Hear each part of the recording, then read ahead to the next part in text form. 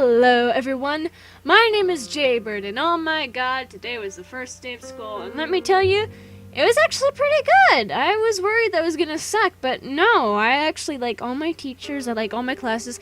So far, I like all my classmates. Yeah, it seems like it's gonna be a very good first trimester. And the great thing about this trimester is that I have late arrival, which means I only have 4 classes, instead of 5. Like, basically 4 periods instead of 5 periods. Because first period, I don't have any classes for, which means late arrival.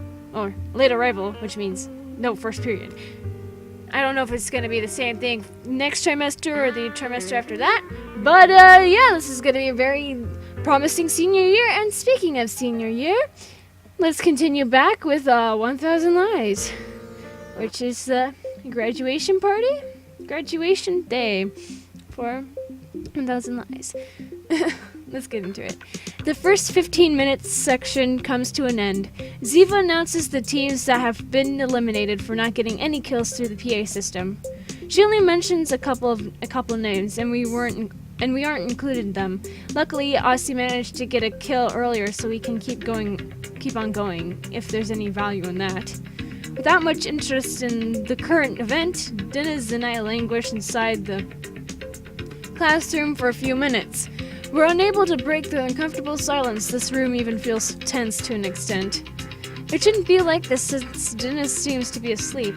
Or at least that's what I thought until he starts talking, breaking the silence. I thought you would have noticed by now. He doesn't even open his eyes as he rests atop several side-by-side chairs, only inches away from me. For a second, I think to myself that he's sleep-talking. For an entire year, you've been coming here every day, and you didn't even realize that this is your classroom. His words seem incomprehensible to me at first, but when I take a look around the room, I realize that Dennis is absolutely right. I noticed, and I don't even study here, but you didn't. You should stop trying so hard, you know? Although I must admit that I know all about your recent escapades, thanks to a certain nosy someone. I guess that's how I recognize this classroom so quickly. Dennis raises his finger index.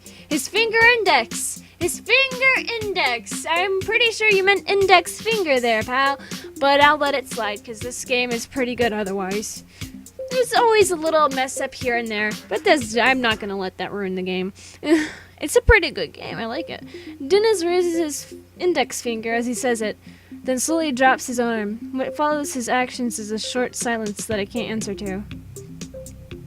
I know quite a bit about your class clown antics, you know.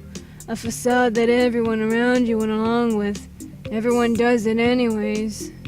It's just, how do I put it? If your right leg starts to hurt, then you should say so, you know? I'm paralyzed when I hear him mention my right leg. What happened to her right leg? Come on! Up until now, I was unconsciously massaging it. Oh, somehow or another, he managed to notice my actions even despite having been asleep. Ah. Dennis finally sits up. He stretches his arms out and waits for his mind to unfog from his nap. That's assuming he slept in the first place. I didn't want to say anything in case it bothered you, but I'd also like to win the prize. It's pretty good. Right now we're sitting here doing nothing. I was starting to get suspicious about why you weren't trying to leave this room. First of all, I don't even know what the prize is. Second, if you're so eager, you can up and leave like Aussie did. By all means, don't let me hold you back. I'm still here because I want to follow your plan like usual. You're a leader after all, right? I place a finger on my forehead and sigh. Just one lone finger. I guess I'll have to get my act together. Don't complain later on if you can't keep up with me. But I'd like information in exchange. What's the damn prize? Oh yeah, I haven't told you yet. The prize is... In a flash, a thousandth of a second, so quickly that I can't react in time. The barricade against the door is blown away and blown away in, fell one hit. What? A torrent of chairs and desks is created around us. The whole scene is eclipsed by the outline of a man as he passes through the doorway, seemingly too low for his height. Oh no, not this guy! No! No! No! No! My worst nightmare is a reality. Fuck! He wears the clothes of what appears to be a grade schooler. Short shorts and a shirt that's extremely tight on his excessive figure. On his back he carries a backpack with a modern cartoon motif, like the ones you see on TV nowadays. Hello Kitty. He's wearing a Hello Kitty backpack, guys. Get him. In his right hand he carries a huge minigun that appears... A huge minigun? What? Then it's not a minigun if it's huge. What? What? What? Does that just mean an average sized gun? That appears to be light despite being the type of firearm that you'd only expect to find attached to military choppers. In his left hand, there's a recorder. He might have heard us talking, or maybe he's a messenger of my cursed destiny. Nonetheless, he's here. It's the Baldy Bastard! As if I'd suddenly activated a voice-operated switch, I notice a red sparkle gleam in the eyes of that huge man before he shoots at me.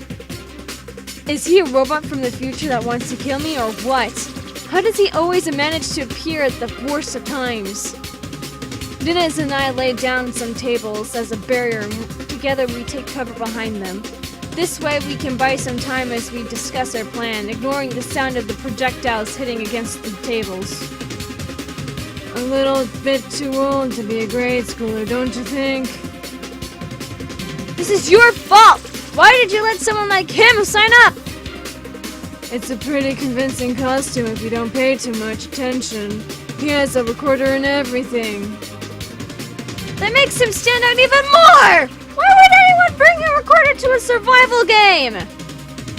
The minigun's engine stops rotating and the terrible noise it made is silence. Dennis and I look at each other puzzled without saying another word. We tried to take a peek over the wooden blockade. Our enemy pulls one of his hands up to his pocket and pulls out a round object with two of his fingers, throwing it in the air before hitting it with his recorder like a home run. Whatever it is falls next to us. Oh, I see. He wanted it to bat grenades. That's funny. Son of a... Somehow we managed to leap away in time and take cover before the grenade explodes. The precautious state of the classroom played in our favor. There are a lot of places for us to hide. In that moment, taking advantage of the time it takes for him to start shooting again, my teammate and I nod to each other. Convinced that we won't have another chance like this, we counterattack. We run out from our hiding place, ready our weapons, and then start an all-out assault against a target that we couldn't possibly miss. We stop our fire soon afterwards. We're now confident of our victory, but once the smoke clears up... Oh! Does he have a helper? Clearly, he does. The mini... Sorry. I'm dying. You didn't know that? Well, I'm telling you now. The minigun's barrels start rotating once again, forecasting another burst of projectiles. And if that wasn't enough, when I tried to pull the trigger of my submachine gun, it makes a clicking sound. I'm out of ammo. Just throw the gun at him. It won't do enough damage. Beat him over the head with it a few times. This is the type of moment where I usually wouldn't be able to do anything. Every idea collapses inside my mind, and I can't think clearly under this much pressure. But not this time. I'm able to look around me calmly, check who's close, and analyze the situation as it is in the present moment. My mind should be immersed in chaos right now, yet I'm having a lucid moment like no other I've had in the past since 7 years. I have to grasp this opportunity. Level 3. That's all I need to say to cause Dennis to nod in agreement. We jump out from different directions, crawling along the ground and behind furniture. We manage to stay alive, and so we turn to confront the Baldy.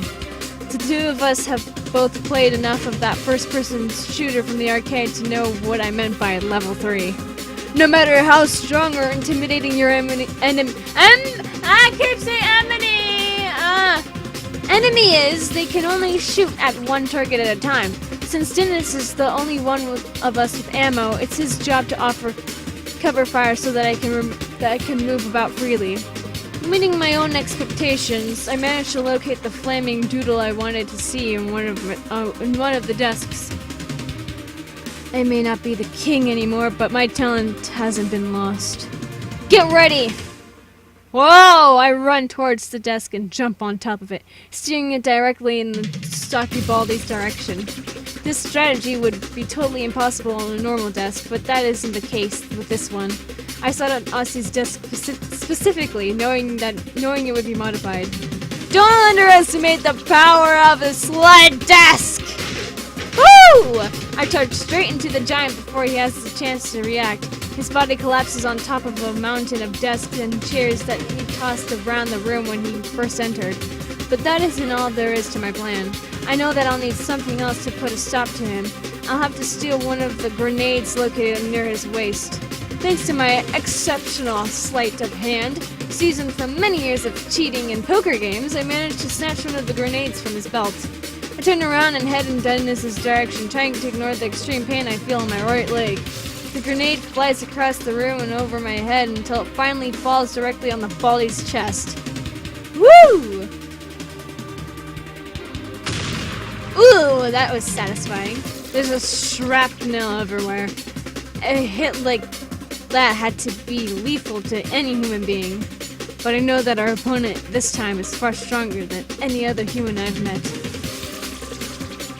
Oh, nice! Amazing, leader, but I'm afraid that we'll have to do something else if we want to get out of this alive. The wrecked body of the Baldy starts to raise itself and moan in anguish, disoriented as if he had just awoken from a very long dream. We don't have much time left. How much ammo do you have? I've got less than 10 shots left. It's not enough to finish the job, I'm afraid.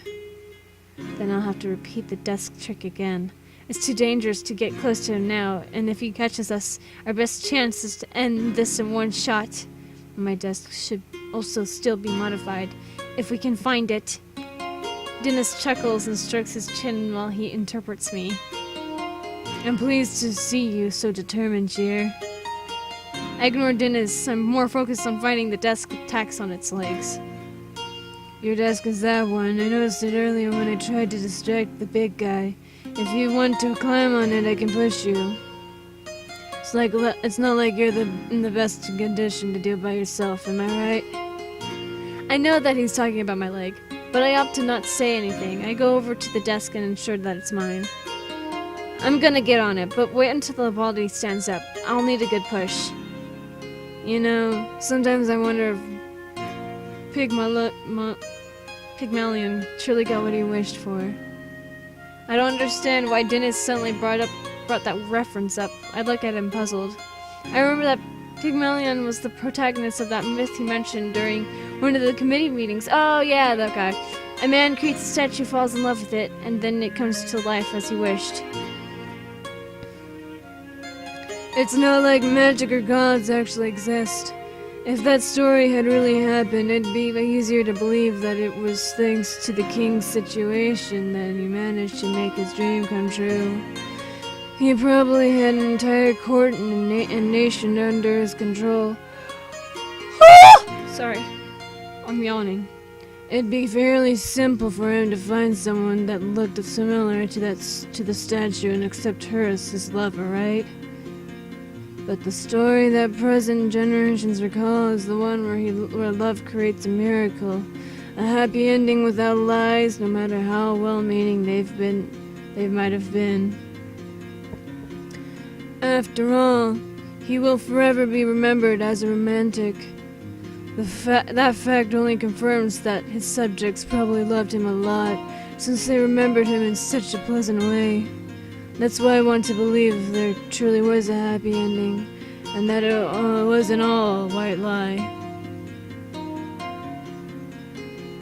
If there exists bad moments to start reflecting on irrelevant such stories, it's pretty obvious that Dennis picked the very worst of them all. He smiles at me in a way that I don't know how to respond to. Meanwhile, the huge beast that I could barely knock down earlier finally rises up once again.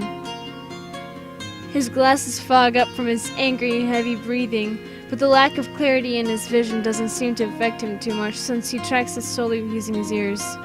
He brings one of his hands to his waist and with his thick fingers he grabs all of the grenades he has left, removing all their cords at the same time using his mouth. Oh no.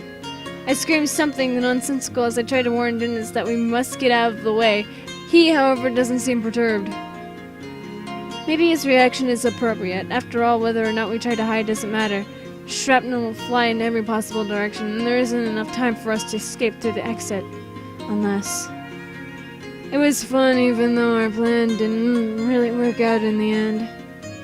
I could ask him to run, ask him why he's still standing there. I could ask all these things, but I can't find the words for any of them. My time is up, Cher. It's not something to regret. After all, I'm not the one you have to prove yourself to. Dennis touches the desk with both of his hands and pushes it with all of his might. This wasn't the original plan, but it wouldn't make sense to follow it now anyway. Instead, I'm sliding toward the exit. Oh no! Dennis watches me fly away with his usual lazy gaze. I can see the several grenades that the baldy had thrown in his desperate attack fly over Dennis' head. My partner, meanwhile, waves goodbye to me with one arm, and with the other, he stretches... with no T. It's okay. Stretches out like he did back at the arcade, aiming his gun at one of the grenades hovering over his head. Try to win, okay? And with those last words, Dennis shoots. Distracted, I crash into the hallway's handrail, causing me to fall off of the desk thanks to the momentum. I lose sight of my classroom during my fall, and the noise from the explosion leaves me deaf for the next couple of ensuing seconds. In an automatic survival reflex maneuver, I manage to grab a hold of the handrail of the lower floor. As scared as I am, I manage to climb up over it and drop to the floor below me. I can feel my heart beating so quickly that it feels like it may pop out of my chest. My mouth feels dry and I'm having difficulty breathing. My legs, especially my right leg, hurt to the point that it feels like they could explode any time. Are you stupid? You want me to win? I don't even know what the damn prize is! Yeah, come on, man. Why don't you tell us? Jesus Christ, we don't even know yet. Come on, man. Can't do that to people. I open my eyes. Okay. Well, I think this is a good time to stop. Sorry this episode's not very long. I had a long day at school, and then I also had a long day after school, so it's like just been a long day all in all. And obviously next episode's probably going to be a little bit longer because I'll probably be able to plan ahead, but that being said, if you guys enjoyed this episode of 1000 Lies, leave a like down below, leave a comment down below, share it with your friends, subscribe if you haven't, ring that notification bell, and remember, die safely. Bye-bye!